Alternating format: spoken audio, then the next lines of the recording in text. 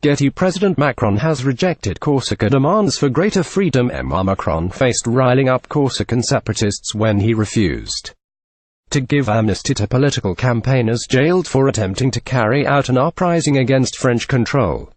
He paid homage to the prefect killed by nationalists in 1998, branding in yet another barbaric act of terrorism during a provocative speech as he visited the island last week amid a wave of protests by 25,000 Corsicans. Following the speeches, the separatist Corsica Libera movement, led by Corsica's Assembly Chief JeanGuy Talamoni, said Mr Macron's neo-colonialist speeches were hateful, provocative and arrogant, before lambasting the president for drawing parallels between the acts of terrorism committed by separatist militants and Islamic extremists. The statement said, putting the nationalists behind the killing of Corsican prefect Claude Erignac on an equal footing with Islamic terrorists is offensive.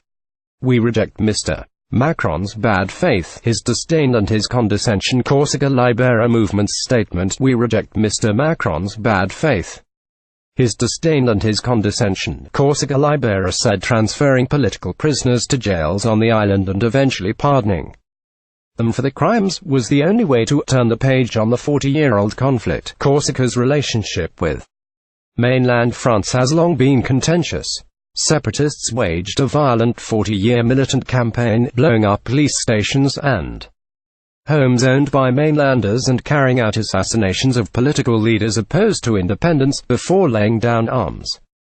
In 2014, Getty. Corsica's Assembly Chief JeanGuy Talamoni, in the face of Mr. Macron's negationist attitude towards a more autonomous Corsica, the party called on all Corsicans to remain mobilized and support the nationalist government. The island's nationalist leaders, elected to power in December, have demanded a special status for the island in the French constitution, but also greater freedoms, as well as equal status for the French and Corsican languages and amnesty for militants jailed for pro-independence violence. But while Mr. Macron said mentioning Corsica in the constitution would anchor it within the French Republic, he ruled out recognizing Corsican alongside French and refused to pardon political prisoners. The president added that Corsica, which relies heavily on mainland France for funding, remains an unwavering part of the French Republic.